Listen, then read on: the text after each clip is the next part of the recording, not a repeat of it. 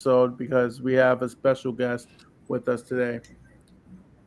President presidential candidate Mike Termott, which is he's going to share his insight about the libertarian philosophies and what he believes is his strengths so that we can represent us as a country. So I look forward to meeting him and I look forward to dialoguing and forward to having a good show, an informative show that you guys can take back and spread the. If you guys agree, if you guys disagree, but you guys should get to know him a little better, and this would be a great platform to get to know who he truly is and where he stands on his policy positions. So, without further ado, let's bring him on. All right. With that being said, here is Mike Termott. Gentlemen, how are you? Thank you for letting me join you today. Well, thank you for How we being doing? here. Thanks for coming on the show. Yeah, You bet. Should be a good conversation. You're living in Virginia, is that right? That's right. My wife and I relocated to Virginia about 18 months ago. I had been in Florida for over 20 years.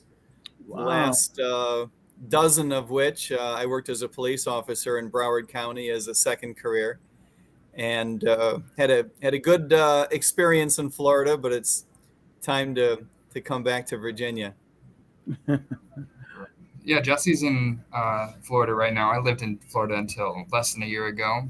Where were said you in- Broward County? Yeah, I was in Broward County. Where were you, Seth? Oh, we were both living in Tampa Bay. Yeah, Yeah. good for you. I mean, I left. I was born in Miami-Dade County, and I moved There to you Tampa. go. Yeah, when I was in Hillsborough County when I was nine-ish, 10, and Yep. I lived in kind of both counties. So you're I definitely like all the Florida. I like the Tampa area. I love Dade County. I love Miami. Everything about it. If you like fun people and good food, and good people and fun food, Miami is a good place to be. I 100% agree with that statement. Oh, so I just want to dive into it. So, do you mind if I call you Mike? Or- Please. Okay. All right. So, Mike, tell me about why president? Well, a couple of different reasons. The truth is that the federal government of the United States has been going in the wrong direction for a generation now in a number of ways. And as a libertarian, I recognize that many of the things that our federal government has done wrong, and many of the problems systemically with the way American politics work, have gone wrong in ways that the libertarian philosophy can help rectify. In other words, our government has been moving, and governments around the world have been moving in an authoritarian direction. Having grown out of democracies, authoritarianism can still grow under certain conditions. And we see that those conditions have taken hold in the United States as well as a lot of other places around the world. And what happens is, and I believe that what has happened in the United States, is that the Republican Party and the Democratic Party have each left behind, to a great extent, what had been their policy agenda of a generation ago. And each has adopted as its number one policy objective to keep the other party out of power. And we know that that's where authoritarianism comes from. It comes from the idea of some politicians saying, what you really have to fear is not the loss of your civil liberties, but what you really have to fear is that other idiot coming to power. And therefore, I need more power to help protect you from that nincompoop, right? And we see with the advent of social media, and before that, cable news, with the splitting of the American public into various camps from which we get our news, we get our politics, how we align our news with our politics, right? We have seen since then a polarization in our politics. And that has led to the idea of each political party simply hating the other one's guts and not worrying so much about what it is that they represent as a matter of policy. So, for example, when I was your age, you could find Democrats, for example, who were anti-war. Not so much anymore, right? A little bit from RFK Jr., who's trying to shake things up in the party. But for the most part, Democrats are on board with a fairly robust projection of military hegemony around the world from the United States Defense Department. I'll say there's a difference between the elected Democrats and then like the Democratic voting populace. Definitely, I would say the populace is very more anti-war than. I would agree with that 100%, and I think that is well said, Seth. And indeed, on the Republican side, until very recently, a majority of Republican politicians, I would say as recently as 15 or 20 years ago, were staunchly fiscally conservative. And that's not really the case anymore. Sometimes a Republican will give some lip service to trying to slow down the rate at which government expenditure increases, but you don't see any real serious movement on the Republican side to cap spending, for example. You don't see any movement toward entitlement reform, for example. You don't see any movement toward bringing under control the Federal Reserve system of discretionary monetary policy. So these are just examples where you might have seen a lot more complaining from the Republican side 25 years ago, and certainly 30, 35, 40 years ago, that you just don't see anymore. And for this reason, I think the American public is not only frustrated with the authoritarianism that they see growing inside of our politics, but they're frustrated about the fact that they don't have policy agenda that represents our interests, our values. Seth, to your point, I think that a lot of Americans, a lot of Democrats, a lot of Republicans too, by the way, I believe, are much more open to a robust anti-war message than ever before.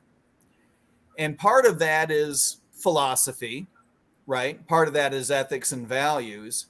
And part of that is just as an empirical matter, you can no longer point to a recent example of the United States having intervened militarily with some nation abroad in a fashion that the American public would point to and say, that was a good idea, notwithstanding the thousands of lives lost, or in the case of Afghanistan or Iraq, hundreds of thousands of lives lost, if you were to include foreign nationals, notwithstanding the billions of dollars lost, or again, the case of Iraq or Afghanistan, trillions of dollars lost.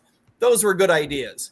We just don't have those examples anymore that the American public would say was worth it. And so as an empirical matter, I think Americans are on the edge, at least, of being able to recognize that while we're tactically good in the Defense Department at doing things militarily, we're good at killing, blowing things up, we're good at taking ground, holding ground, we're good at opening sea lanes and protecting sea lanes, we're good at moving people, moving material around. We're not good in a strategic sense. It's not really true that our military has because of political objectives, we have not been able to achieve things that the American public would view as being in our long-term interests. So, having said that, I think the American public is ready to hear that message in a way that they have not been up until now. And that's a very libertarian message.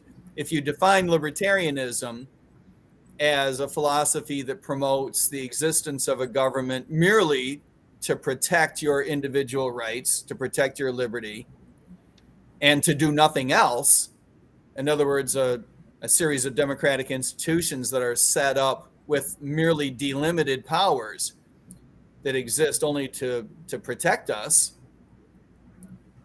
then you've got to recognize that a lot of the problems that we have with government are problems of having drifted away from our libertarian founding. Libertarianism is the philosophical descendant of the philosophy of the founding fathers when they put together the Constitution. That was their philosophy when they wrote the Declaration of Independence. That was their philosophy when they founded this nation. But we've drifted away from classical liberalism.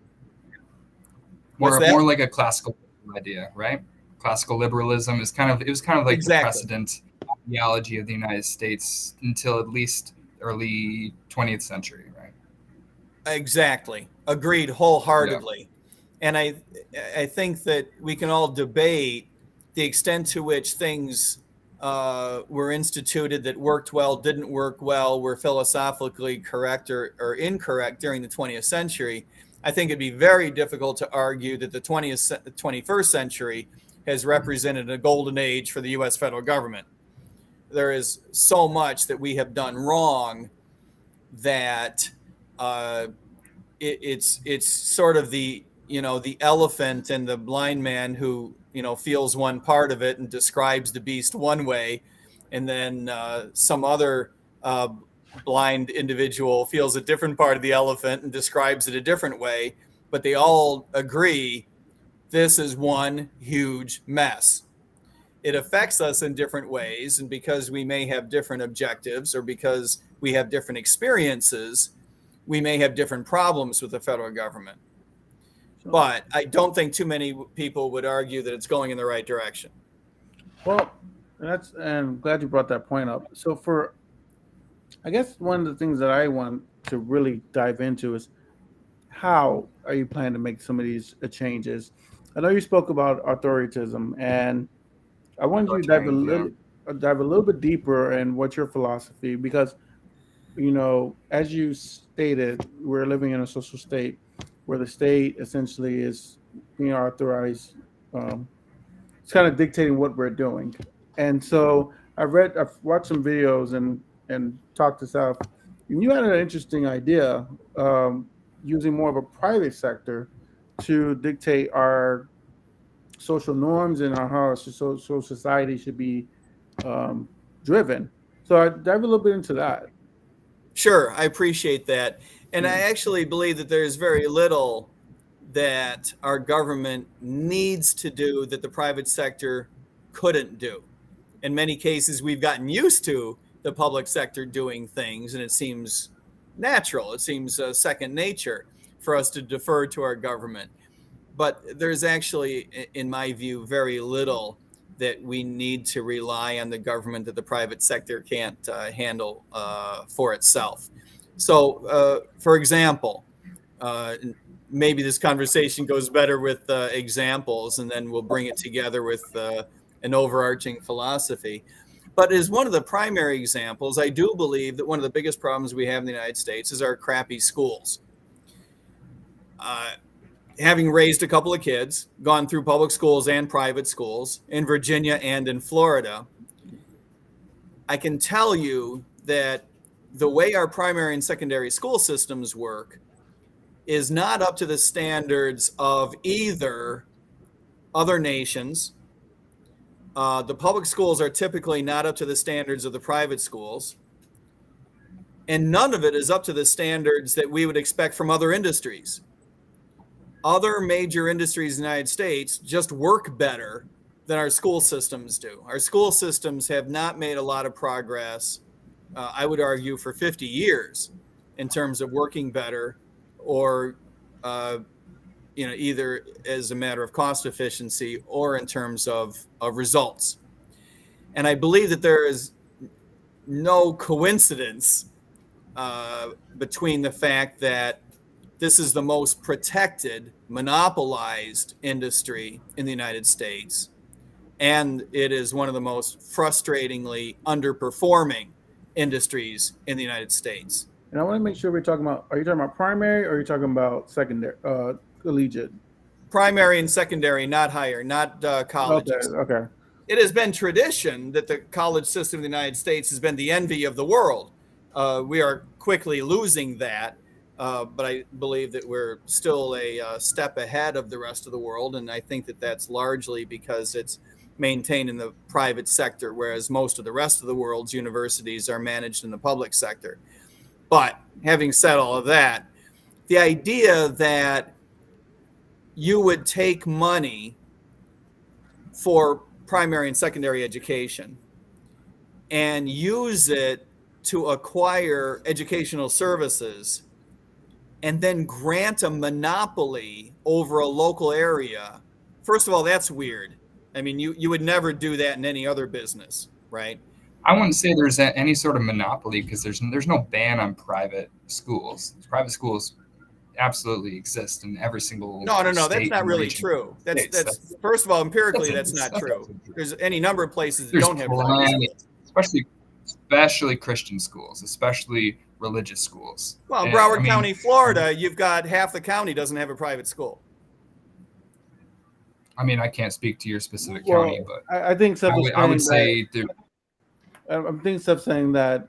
Right, but you can't call it not a monopoly. You're only giving one school the money.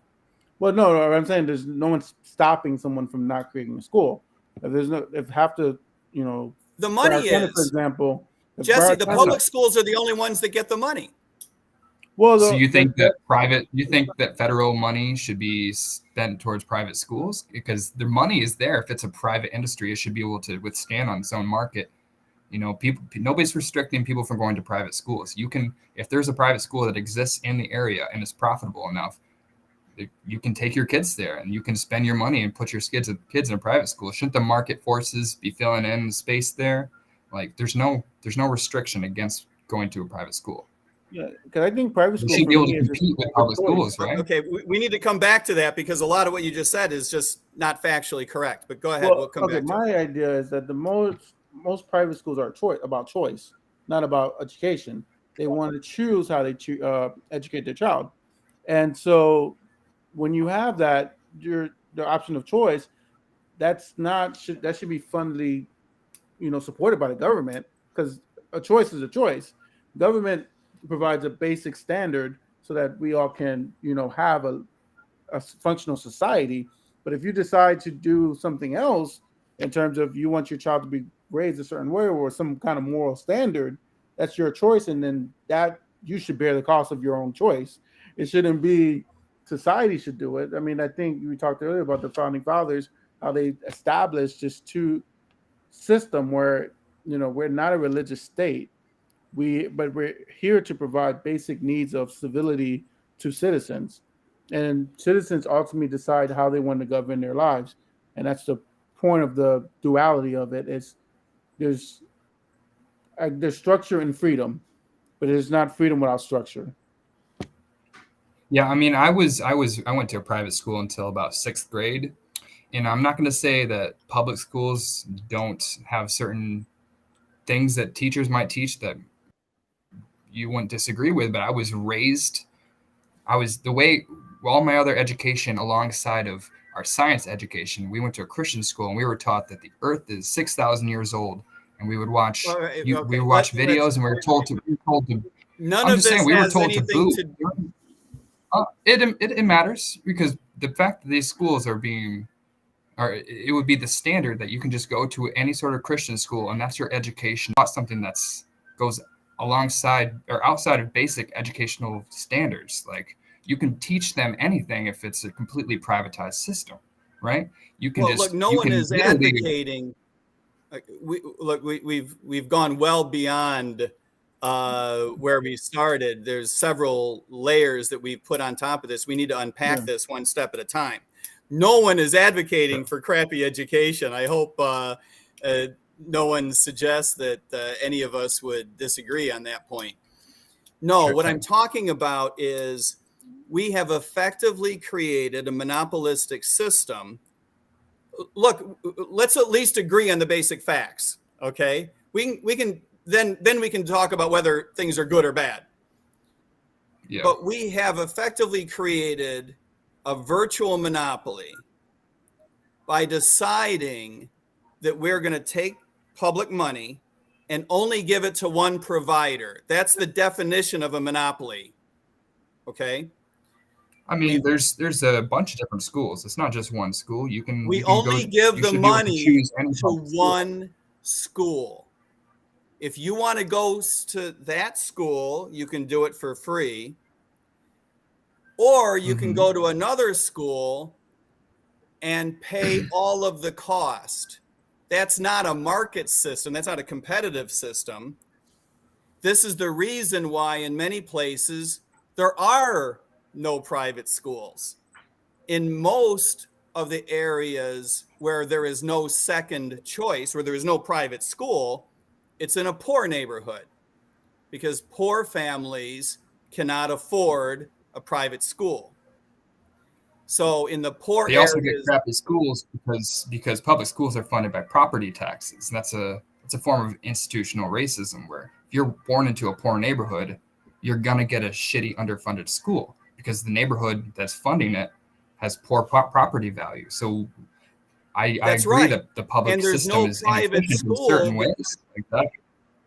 There is no private school because it's not profitable. I'm sorry, go ahead. No, that was it was cutting off a little bit, but that was all I had to say. There's no private school because the families can't afford a private school, right? That would be a market failure, right? It's a market failure because all the money is given to one. For the private. Sorry, it's cutting out a little bit.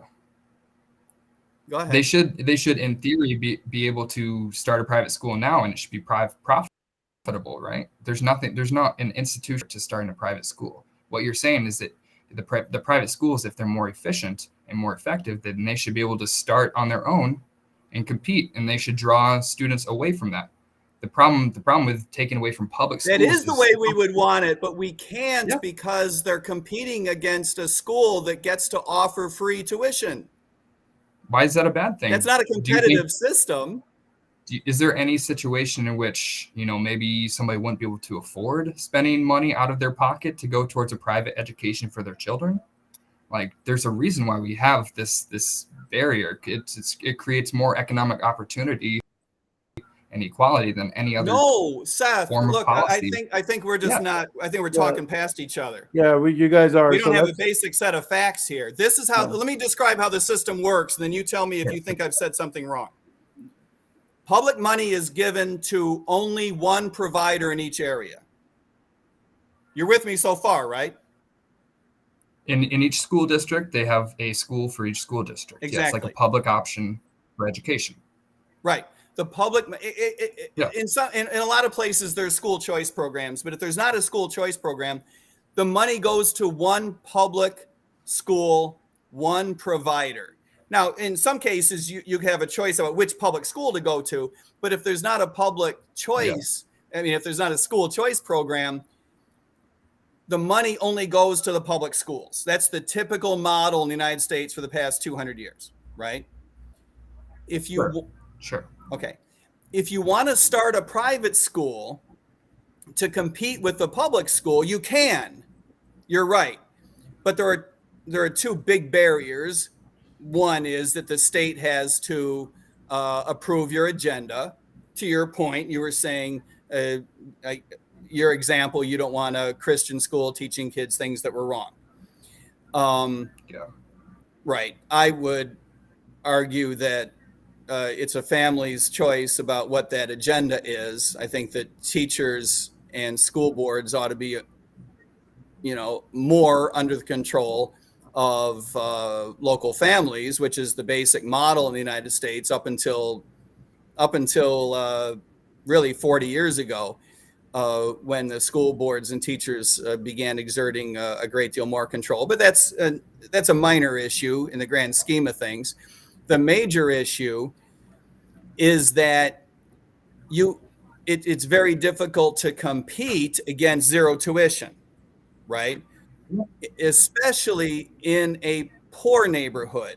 In a poor neighborhood, families find it very difficult to afford private school tuition. And so the public school can be a lot worse, not just a lot worse, but a lot worse than a private school option. And a lot of families would still have to choose it because they wouldn't be able to afford private education. Now, so far, we haven't said anything about whether that's good or bad. I'm just describing the situation, right? this is what we call a virtual monopoly. And it's an actual monopoly where there are no private schools. You've only got public schools because in a lot of poor neighborhoods, there are no private schools that can function because the families can't afford them. Now, what I'm suggesting is that that is not the way any other industry in America is set up.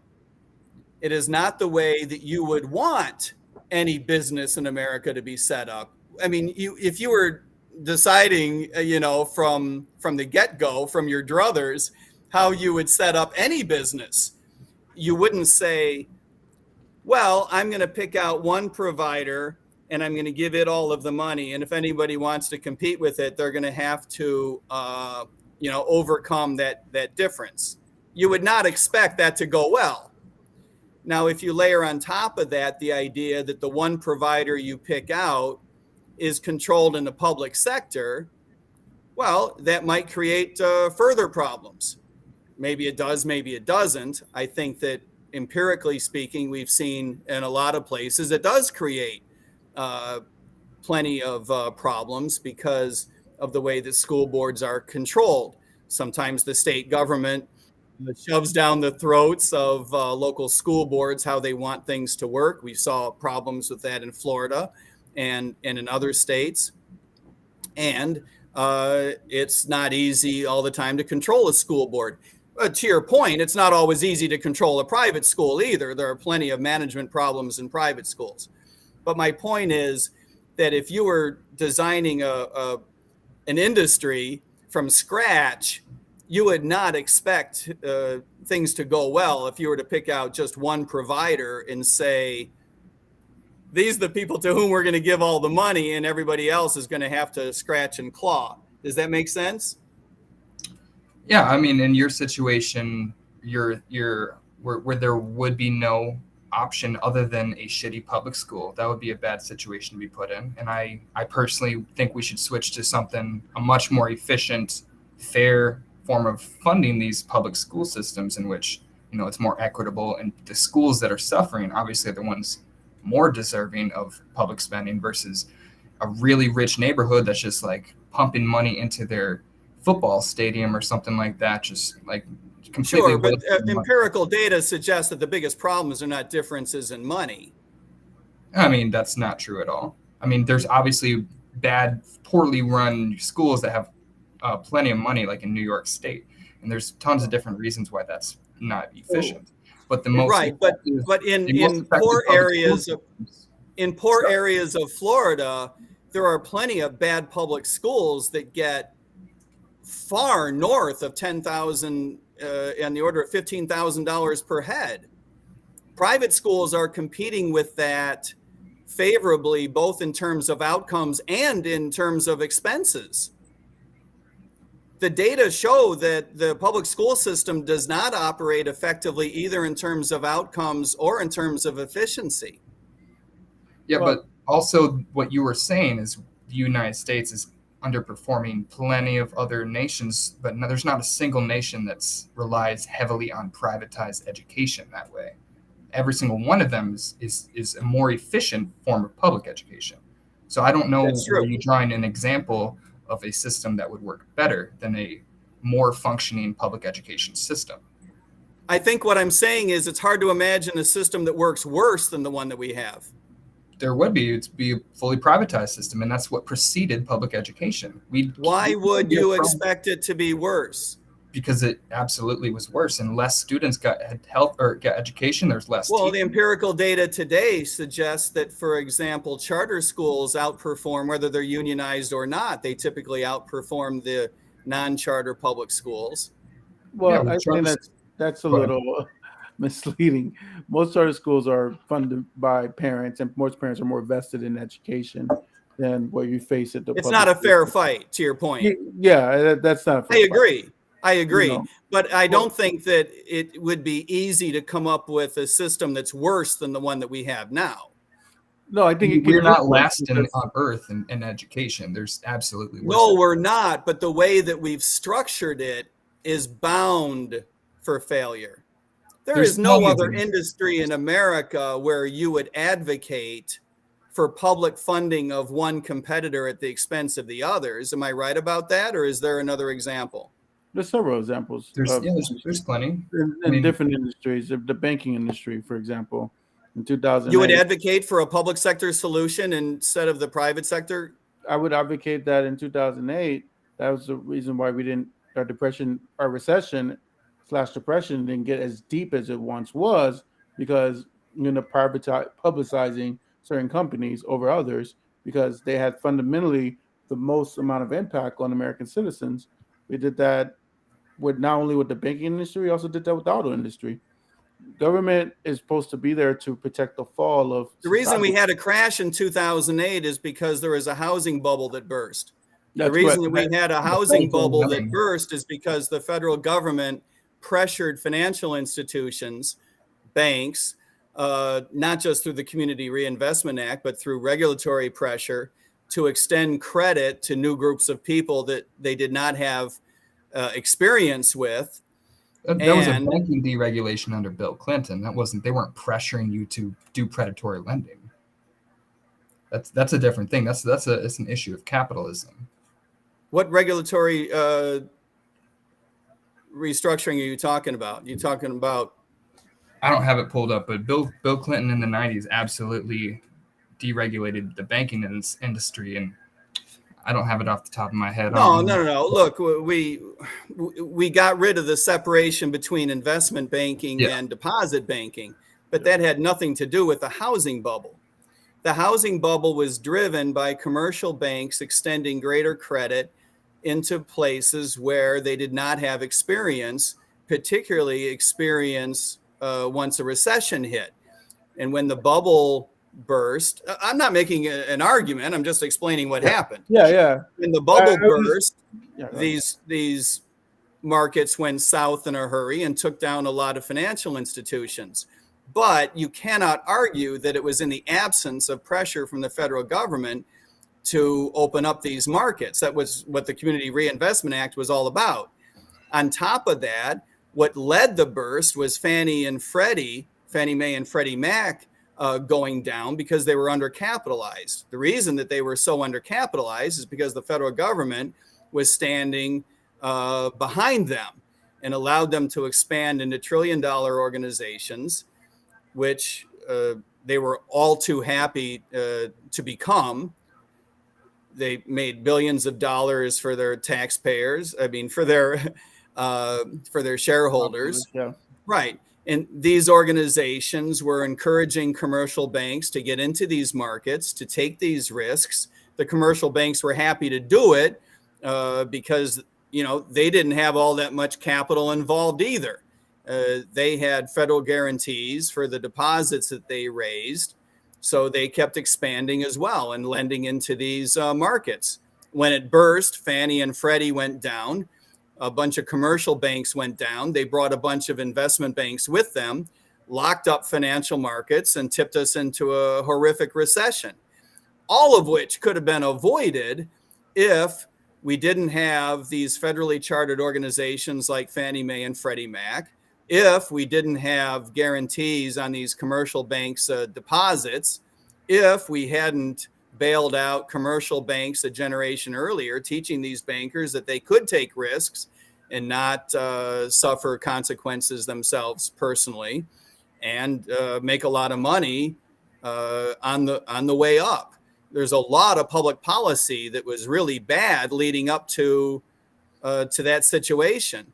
But that all suggests that we need less. The experience of 2008 suggests that you need less federal intervention in these markets, less guarantees of commercial banks, less guarantees of organizations like Fannie Mae and like Freddie Mac. If you had, less guarantees and less insurance and less bank bailouts, these organizations wouldn't have misbehaved so badly in the first place. I think I would disagree with that, because the reality is human society doesn't change mostly. If you seem you're a very big historian. As you see, what happens with privatization is study economics, it shows that most people when they have no limits or rail guards, they tend to want to acquire more. So if you go straight to privatization of industries, these industries are going to want more. You're saying about the banking industry, you said, well, it was just because the government was subsidizing a lot of them, and so they felt comfortable taking all these high risk. Essentially, I'm oversimplifying what you're saying, but the reality is the banks got greedy because they saw there was money there. They saw there was more opportunity for money, so they wrote loans that they knew the people didn't qualify for. And that isn't the fault of government. That's the fault of just human nature. That human nature is for us to take more when there's more available. Yeah, I And don't think that's true, Jesse. I don't think the historical record backs you up on that. in terms I of think what, that banks are more conservative when they are not backed up by the federal government. no, because I mean, Yeah, I mean, but what would you suggest? Like in the 2008, like millions of more people would have lost all their money if we had not bailed out these banks in the first place. And I'm very against corporate bailouts and subsidies. I'm a left libertarian, so I'm pretty suspicious of large corporations and their predatory practices. But this is more like an issue of government being controlled by these corporations in the first place. And especially I'm curious what your thoughts on campaign finance are, because I hear a lot of libertarians with different perspectives on that. Let's wrap the banking industry though. The reason that banks take so many risks is because they don't have a great deal of capital, and the reason that they don't have a great deal of capital is because their shareholders and their creditors don't require that of them, because there are federal government guarantees for all of their deposits. They're able to raise money in ways that their creditors believe is without a great deal of risk. Commercial banks would be much, much more conservative, which is what I think you would want if the government weren't standing behind them. And remember that the two biggest disasters that led to the 2008 failure were Fannie Mae and Freddie Mac. This was not a situation that was led by commercial banks. This was a situation that was led by the collapse of Fannie and Freddie.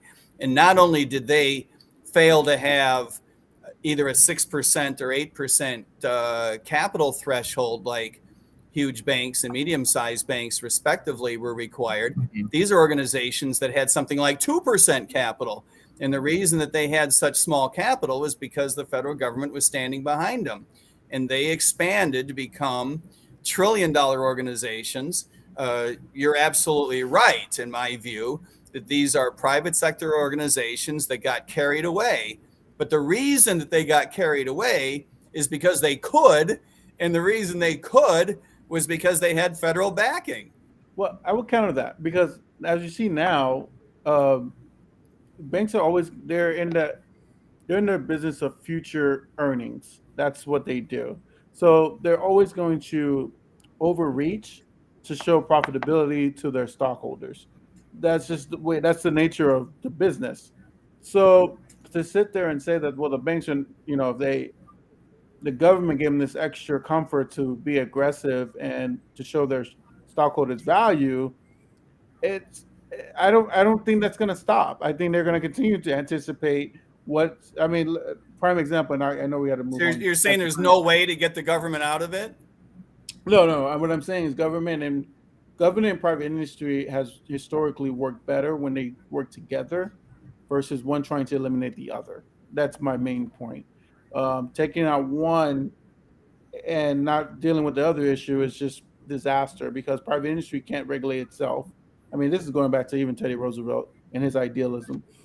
But the reality is, private industry left by itself will never be able to control its innate driving force in it, which is profitability.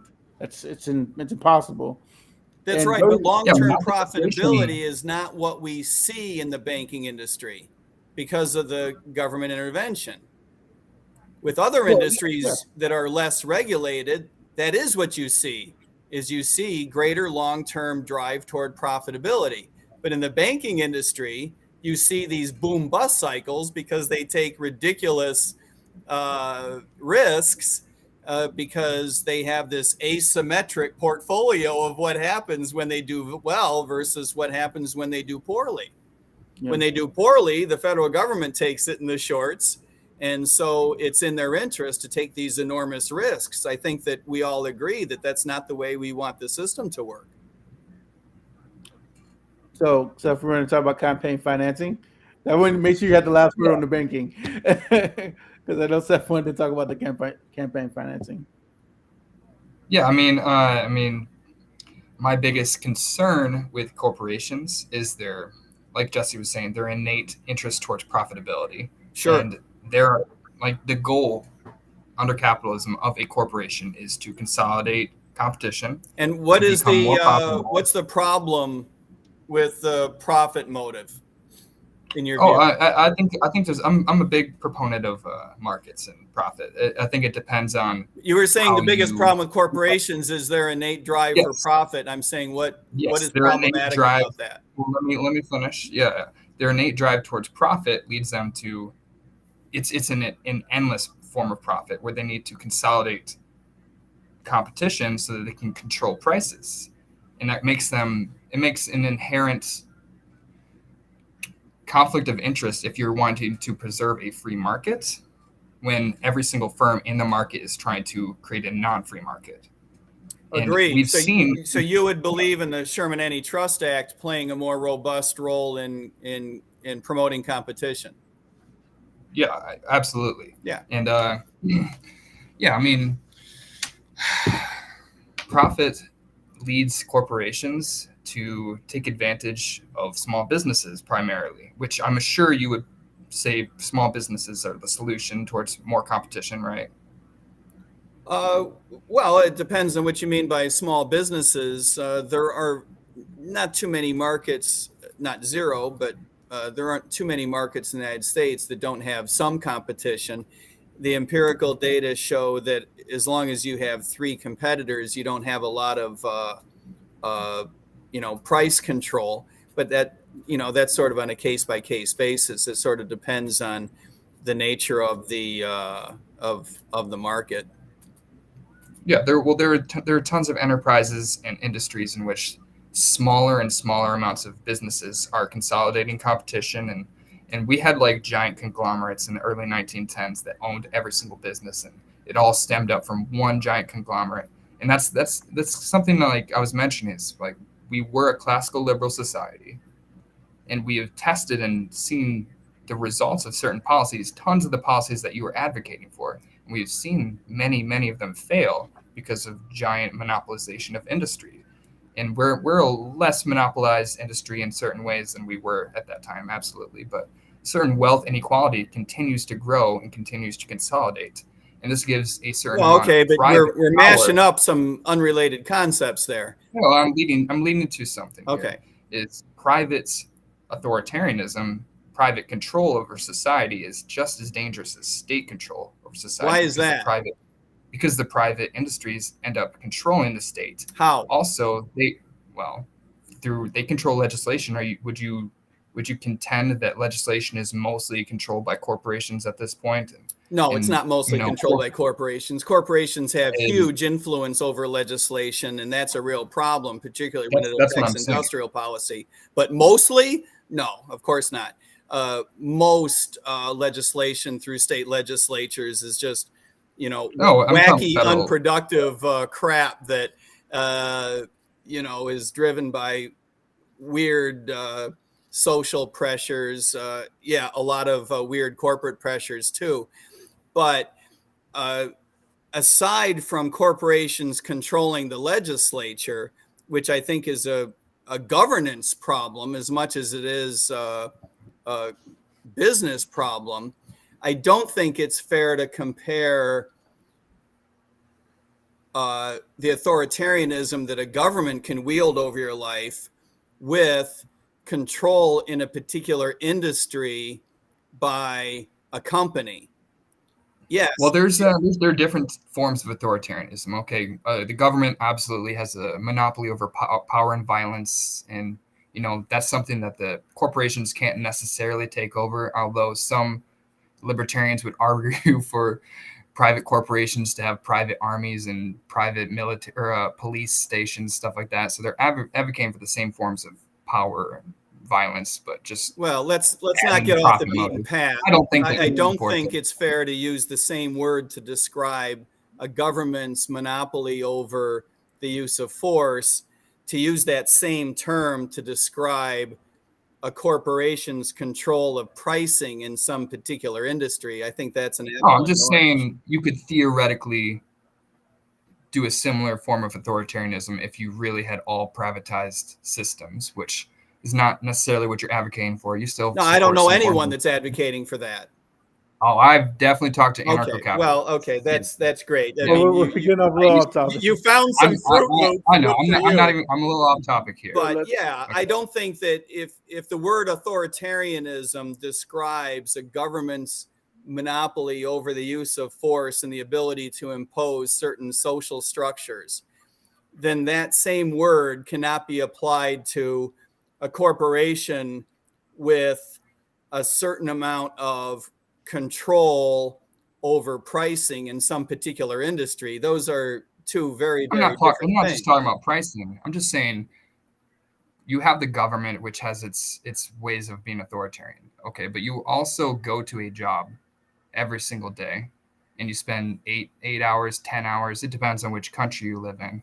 And that is your private life as well.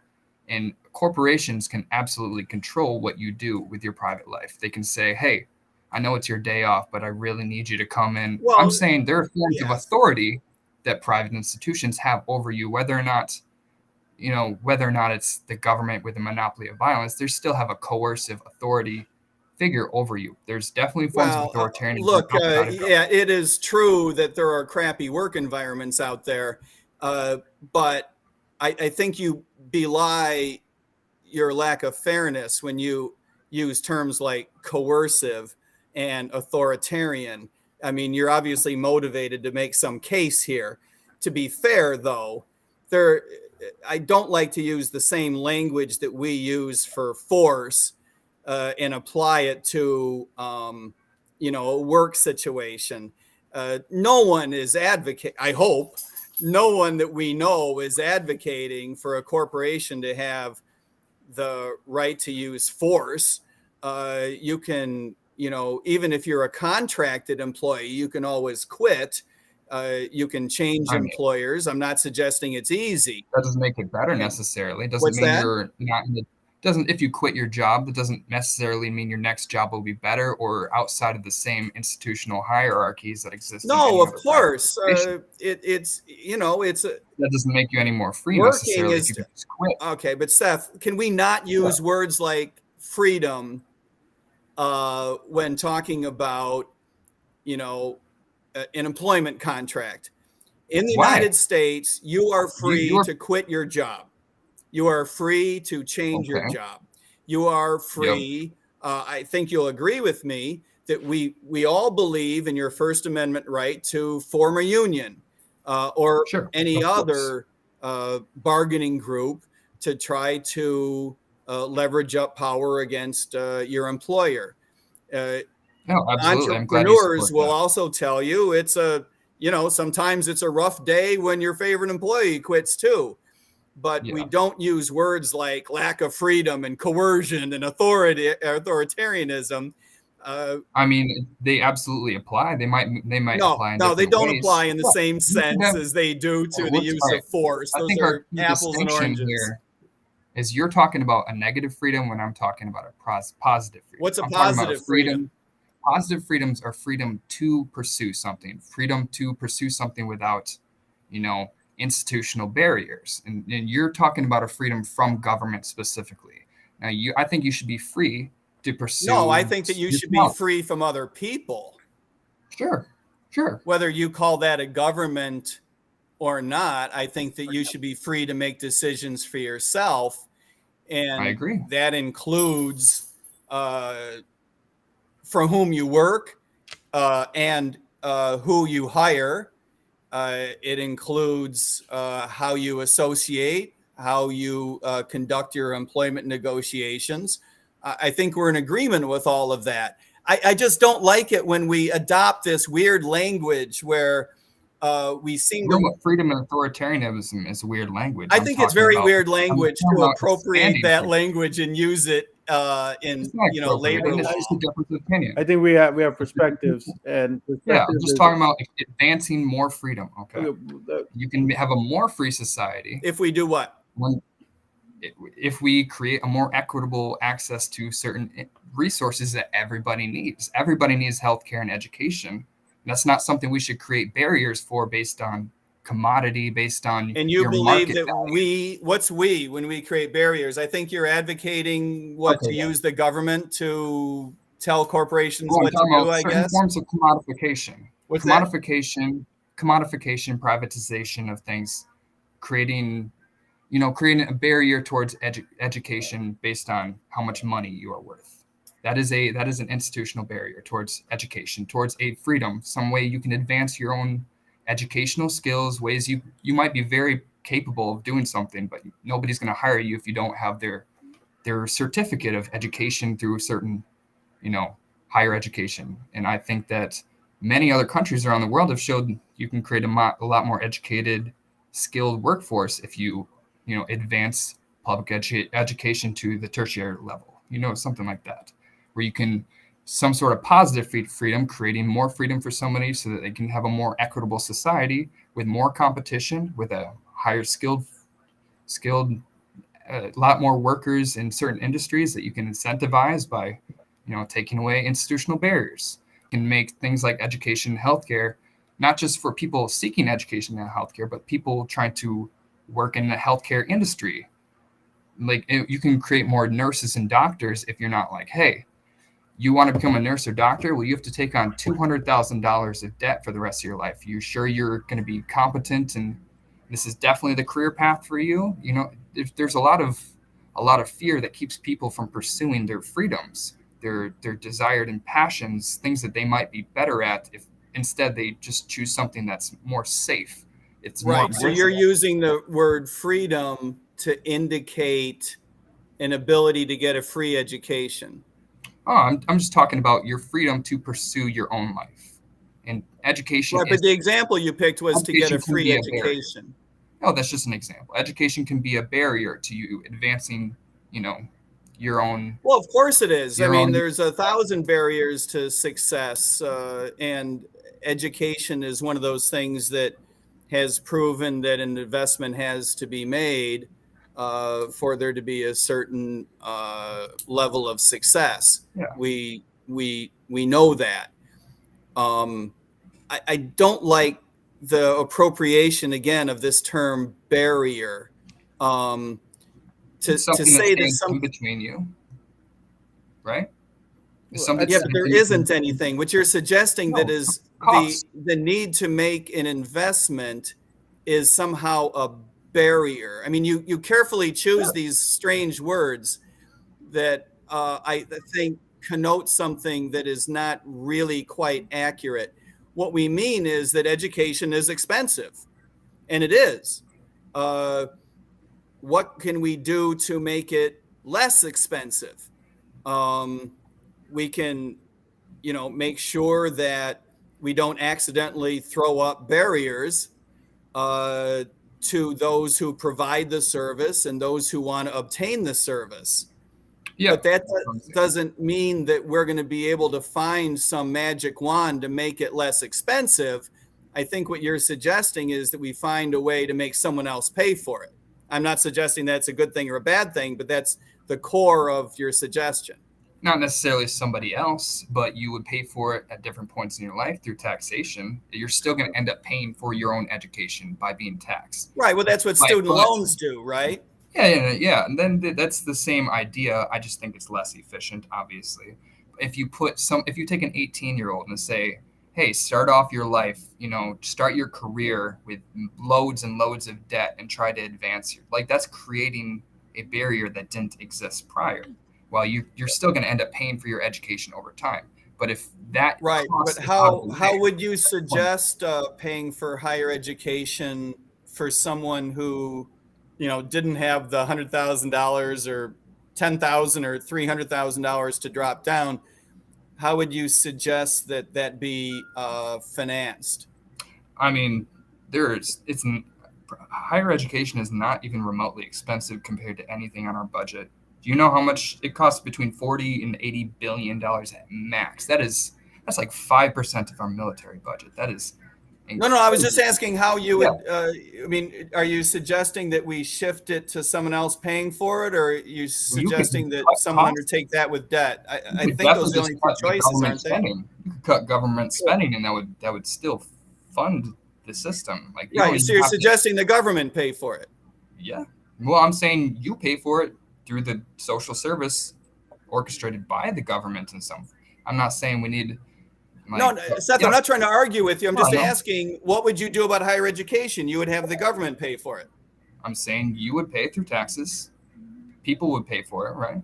You'd still pay for it. The government would pay for it. Well, you're still paying for it. I'm trying to agree with you. You're saying that the government would pay for higher education under your plan. The government would fund public education, right? Free at the point of service. Yes, that's what they do in countless other social democracies around the world. And they have a lot ease of access to education, and they have a lot more, at this point, it's enough to, like, if you're in a job, they say, do you have a college or a college degree?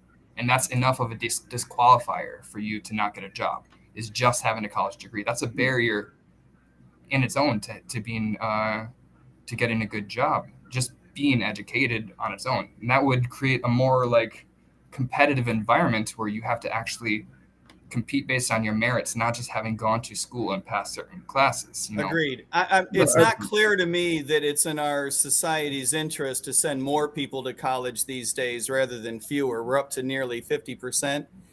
And I think that the data are quickly showing that the value of a college education is declining rather than increasing.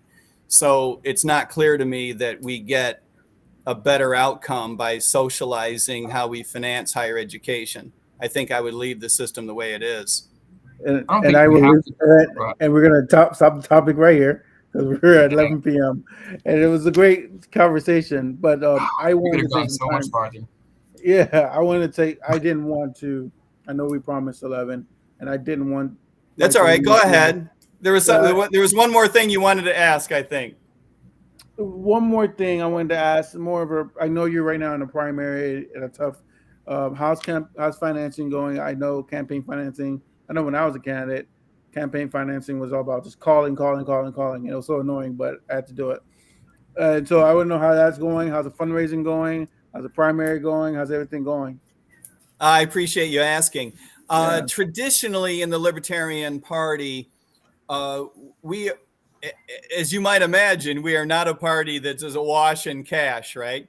Yeah. And so traditionally, there's not a great deal of fundraising that takes place before the nomination. The nomination will take place in May of 2024. It is an open convention of fewer than 1,000 candidates. There are a couple of other candidates besides myself. It is likely, I don't want to accidentally say it's a done deal, right? It is likely that I'll be the nominee. And so the traditional way this is undertaken is for the candidate to provide the vast majority of the cash himself. But having said that, it's not a ridiculously, insanely expensive process. Because it's an open convention, you're reaching out to a limited pool, right? You're making your case to the Libertarian Party, which is not gigantic. It is big, it is expensive, but we're talking about hundreds of thousands of dollars. We're not talking about millions. Now, you do want to be ready for the moment that the nomination takes place to expand that to millions quite quickly, right? And so in our case, we have a very professional staff already in place and growing. We have 14 people on our team that are lightly paid, part-time people mostly, just a couple of full-time people. And we have another dozen on an advisory panel that they're not paid. And then we have a bunch of volunteers that help with outreach. So altogether, it's quite a big team. And growing. And so we believe that through a combination of that team and our ability to contract for certain resources, particularly for fundraising, we'll be ready the moment that the nomination takes place. And you have to be, because there's a relatively brief period of time, right? Less than 6 months, a little bit more than 5 months between the May convention and the November election. So you need to be ready to go right away. And it's very important to us, we believe, as a matter of strategy, to come right out of the box and spend a bunch of money moment one, because we believe that the secret to success is getting the attention of paid media right away, as well as from earned media. But the paid media is a component of that you've got to spend some money to differentiate yourself from the Republican Party and from the Democratic Party, but also to make a splash and let people know that there's a third option and that it's very, very different from the other parties. So in that sense, things are going well. It's a long process. I've already been at this for a whole bunch of months, and we have almost a year to go. So there is quite a bit of time and energy and money that goes into this, not just on my part, but like I say, that whole team. So it's an important time, but it gives us the time to make the case that our campaign is quite a bit different, not just from Republicans and Democrats, but is quite a bit different from the other campaigns that have been run in the past inside the Libertarian Party, as well as from the other campaigns that are run inside the Libertarian Party today, in the sense that we are larger, more professional. We have a much more bold, principles forward, much more transformational platform that we're running on. We call it the Gold New Deal, by the way. People can read about it at goldnewdeal.org. And the other difference from the other campaigns is that I personally have a background in public policy and public service, 2 different careers. My second career, of course, was as a police officer. I was on the road for 11 and a half years in Broward County, but that was from the age of 49 to 60. I was a professional economist for a couple of decades. I worked for the White House for a couple of years, worked for other federal agencies. I taught economics at 3 different universities. Had my own business, educating financial services professionals and providing strategic consulting. And of course, I was an advocate in Washington for more competitive markets in the financial services business for quite a few years. So I was an economist for quite some time. And that combination of having a couple of careers in public service, I think, will not only differentiate us from other campaigns in the Libertarian Party, but will cause, during the general election, will cause donors to give us a look. I think it'll cause media to give us a look, and ultimately for voters to give us a look that the Libertarian candidates in the past haven't always been able to earn. So we're pretty optimistic. That sounds really good. I want to thank you so much, Mike, for taking the time. And thank you. The groundwork coming on forums like these, we're progressives. So coming in forums like these, in the fire, taking the rapid fires, and sticking by your position is something that is different in politics. A lot of people stay in their bubble and they venture out, but it's noble that you're doing this, and I'm actually really impressed that you were able to. Well, you're awfully kind to say so. I got to say that I think you guys are terrific. And I really mean, I don't mean to sound gratuitous. No. I really get the impression that, you care, you want our economy to work better and the lives of Americans to be better. I agree with you wholeheartedly. There's obviously some differences in how you all and how we all approach certain things, but I just, couldn't be more pleased that there are people like you who represent the positions that you do. And I'm grateful for everything you do. And I'm grateful for you to give me the chance to explain how we see things as well. Thank you so much, Mike. I appreciate you, Mike. Definitely wish you the best of success in the Libertarian primary. I mean, I don't have any dog in that fight anymore. I left the Libertarian Party a handful of years ago. So best of Nice luck to with bring you that. back, man.